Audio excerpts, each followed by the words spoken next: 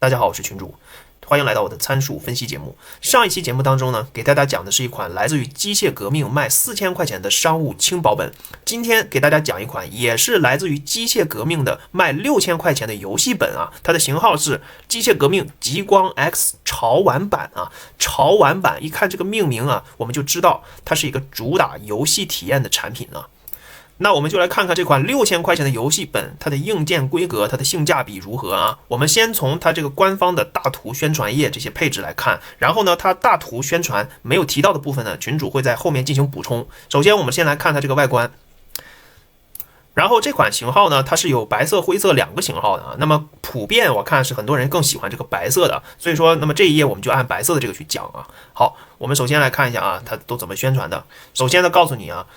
它告诉你是2.2千克，但是实测起来吧，大概是2.3公斤啊，2.3公斤。还有呢，它其实还有个电源适配器，把那个电源都加到一起，大概是3公斤左右，不到3公斤啊，2.9公斤啊，因为那个电源也要600克啊，610克吧啊，2.3公斤的机身加上610克那个电源啊，如果说你都放在一起的话，也就是3公斤啊，2.9公斤这样啊。那么说实话哈，2.3公斤在游戏本当中还算是稍微轻薄一点的机器了，所以它这个模具啊还是比较有质感、比较有设计感的啊，还是算是一个稍微轻巧一点的模具。那我们就要看看它的性能如何了，对吧？啊，那么它这里告诉你了，采用的是14代的酷睿，那么用14代的酷睿处理器结合5060的这个独显，打游戏的效果其实是很好的啊。那么可能很多人说，哎呀，会不会不如 Ultra 啊？我可以告诉大家，如果是打游戏啊，其实是跟 Ultra 没有什么区别的啊，只不过你要是作为生产力的话啊，渲染了解码呀，可能是不如 Ultra 的，因为在你做视频这些工作的时候呢，它是独显和核显一起工作的，这样的话 Ultra 就会更有优势。但是如果你是打游戏为主的啊，就算你有的时候办点工啊，需要这个独立显卡的这个 AI 啊，或者说这个图像处理能力的话，也都够了。所以说这个电脑还是以这个游戏为主，而不是以生产力为主的啊。好，我们往下看啊，双烤170瓦的性能释放。那么群主跟大家说一下，它这个能量是怎么分配的啊？170瓦的功率 ，CPU 最高是可以飙到55瓦，然后呢，显卡是给到114瓦的。也就是说呢，它这个170瓦的整机性能释放的时候，就是你独立显卡模式啊，它优先是分配给独立显卡的，然后给到55瓦的 CPU， 那么也是一个比较适合打游戏的组合啊，打游戏的这么一套组合，所以大家这一点注意一下，整机是最高170瓦啊。好，那这里屏幕啊，什么散热啊，一会儿我会再继续讲的，这是一个总结。然后这里告诉你，这是一个快充啊，后面我都会讲到啊，这是它一开始的官方总结，内存什么的。好，我们一个个大图看啊。那么首先他说它这个外观。不知道大家看没看过真机啊？网上应该有很多视频了，到现在为止啊。那么这个模具群主了解完之后呢，它其实是比较有设计感的。我们通过它这个质感、外观，能够发现机械革命啊也有冲高的意愿啊。一线大品牌呢也有做性价比，然后呢，现在二线做性价比的品牌呢也想做高端了啊。那么对于消费者来说是件好事啊，让这些厂商卷起来，对吧？好，那么这是它这个外观就不多说了啊。更多人可能会更喜欢这个白色的版本。然后那个 A 面呢，也就是说显示器盖的那一面啊，也不怎么沾指纹啊，挺好的这么一个处理啊。好，那么其实它最厚的地方也可以能达到23毫米、24毫米了啊，薄的地方也是22毫米左右啊。支持个180度开合。然后请注意啊，这个地面啊，背面哈，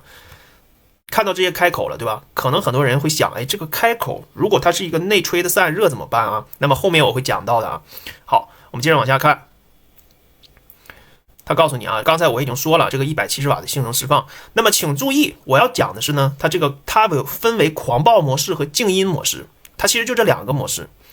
说白了就是高能模式和低能模式，对吧？请注意的是呢，它这个高能和低能有一个很大的优点，就是它噪音控制的不错。这一点在游戏本身上，并且在一个6000块钱的游戏本身上，算是一个不错的优势了。那么在高能模式下，也就是说那个170瓦的模式下，55瓦的 CPU 加上114瓦的显卡，它的噪音也只有50分贝，它的风扇这个时候会转得快一点。那么对于游戏本来说，这个噪音是完全可以接受的了啊，噪音控制的很可以。那么在静音模式下，也就是说低能模式，它把 CPU 的释放给降低了很多啊，你可以拿来搬工啊，或干活什么的。它的低能模式，也就是这个静音模式，相当于轻薄本的那个性能释放了。CPU 只有25瓦。但是呢，25瓦你开什么 Office， 看看网页，看看视频已经足够了。那么这个时候呢，它的噪音控制在了41分贝，这个很牛了。41分贝是很多那种商务办公本的那个噪音。那么在这么大的一个游戏本上，散热这么强的一个游戏本上，它也能够控制好这个声音。所以说这是其中一个优点，群主在这里给夸一下啊，夸一下。那么你在打游戏的时候，你还是要开到这个高能模式啊，因为 CPU这都能跑得更好一些啊，这样的话游戏帧率能高一点啊，好，往下看啊，它这个散热就刚才说了嘛，它呢，我觉得看它这个图是吧，其实是看不完整的。它告诉你什么双 D 就是大热管嘛，然后大风扇、大热管，然后还有了一个散热的规制，它不是什么液晶散热，它散热规制应该给大家直接看一下这张图，对吧？我们能够清楚的看到它的散热规模，它不仅仅是有热管，它官方有的时候说的好的东西它都没给你说全喽。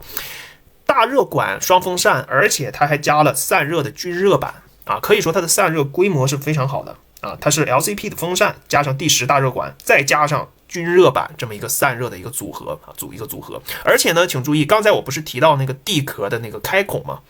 这是一个内吹的设计，它保留了内吹的设计。那可能有的人觉得你在地壳开了孔，它这个风不就给漏出去了吗？其实没有，它那个地壳的开孔不是为了散热，就是为了设计好看。啊，这一点那大家就可以放心了，它就是为了设计好看的。那么其实给人造成一种误导啊，会不会漏风，对吧？所以说它保留这个内吹设计，地壳呢只是为了好看，不是真的开了孔啊。所以说它这个内吹的散热规格是完全没有问题的，而且呢用的14代的酷睿处理器，在打游戏上温度甚至会比一些 Ultra 和 AMD 的机器温度还能低1-2度。哎，我觉得它这个组合是非常适合游戏党的，非常适合游戏党的。那么这张图我们先看到这里，我们接着往下看啊。好，它这个告诉你了110瓦的单烤功耗，那么这个是纯 CPU 的模式下啊，可以跑一个很高的 CPU 的功率啊，这个就没啥问题了，就不多说了。然后独立显卡搭载是5060啊，也不说了啊，5060的电脑大家都知道了啊，8G 的显存啊什么的就不说了。好，那么这里讲屏幕了，300赫兹高刷、高分辨率、500尼特高亮度啊，16:10的比例，然后告诉你色准什么的啊，然后高色域。那么这里群主也要注意一下啊，给大家注意一下，这个屏幕它竟然做了一个色彩管理，很多比它贵的游戏本才用这么一块屏幕啊，很多老大哥都在用。那么它这款6000块钱的电脑也用上了这么一个屏幕啊，而且做了色彩管理，也就是说它的色准确实是不错。那么有的人可能会问了，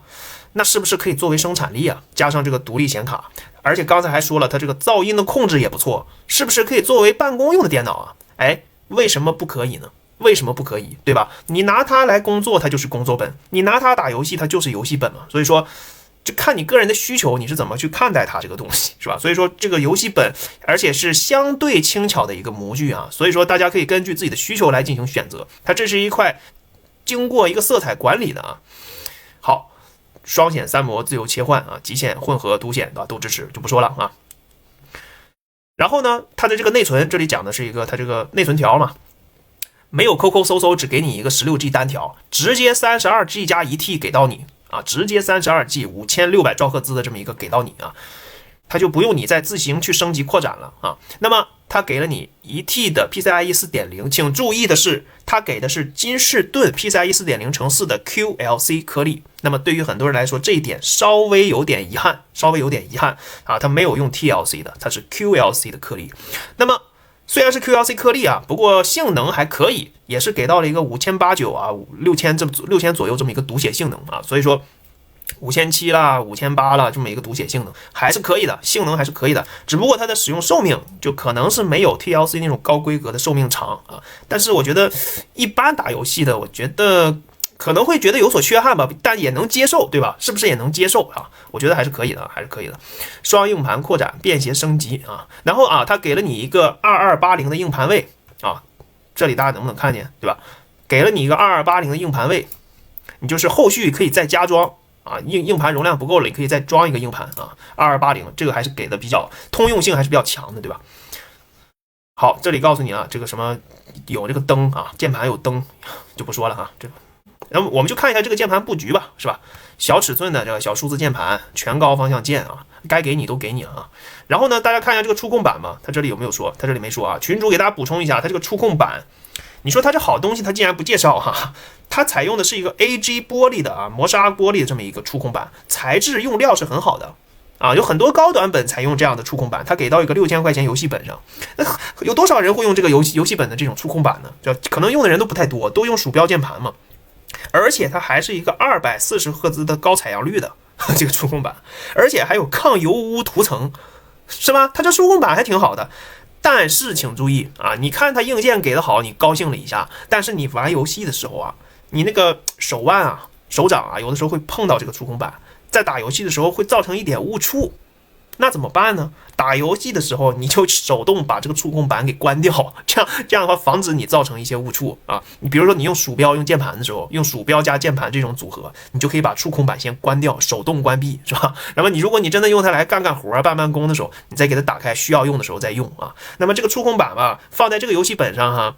我也不能说是浪费，对吧？有就是比没有强。但是你要是说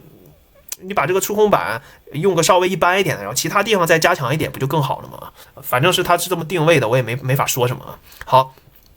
更轻更快，毫不草率啊！这意思就是说给你配了一个比较轻量化的电源适配器啊，就是说在游戏本当中呢，就是比较轻量化的一个适配器啊，就长这个样子啊。常规的就挺大嘛，像个砖头嘛。常规是大砖头，它给个小砖头，就大概这么个意思。然后你加上那些电线嘛，刚才已经说了，这个电源适配器加上那些电源线什么的，一共也是600克了，610克左右这样的，也不轻，说实话啊，只不过是相对的轻便啊。好，那么它告诉你啊，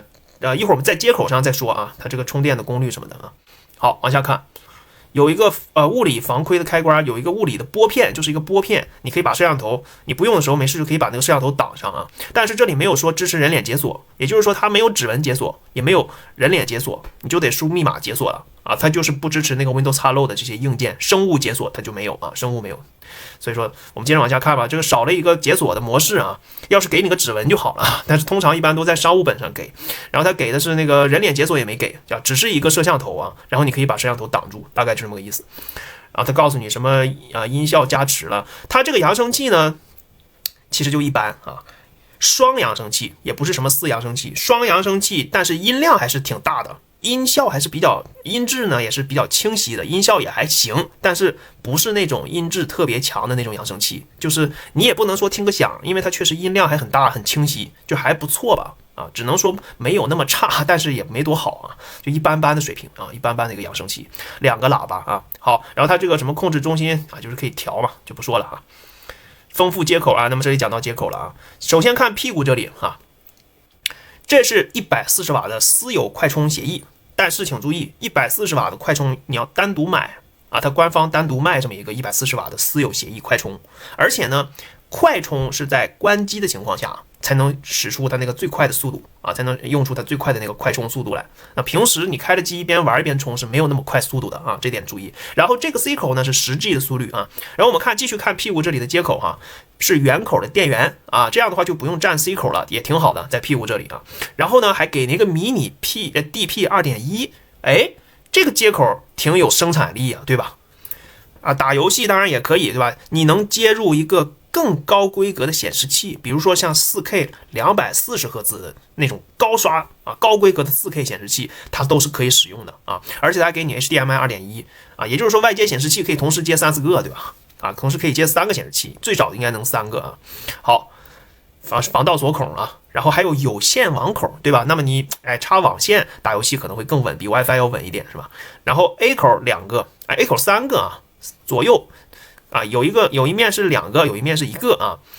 A 口都是5G 的啊，这个速率不快。C 口呢啊，还有一个 C 口是在侧边的啊，也是10G 的速率。也就是说，它没有那种雷电口了啊，就没有那种40G 的那种高速口了啊，没有那种满速的，最高就10G 了。所以说，如果说你经常要往外导数据导图片、导视频，文件特别多、特别大的时候，就尽量插这个 C 口啊，插这个 C 口，速度还能快一些啊。而且这个 C 口支持的是100瓦的 PD 充电啊，然后还有 DP 1.4的一个显示器的这么一个输出啊，也就是说同时应该是可以接3台显示器啊，3台显示器，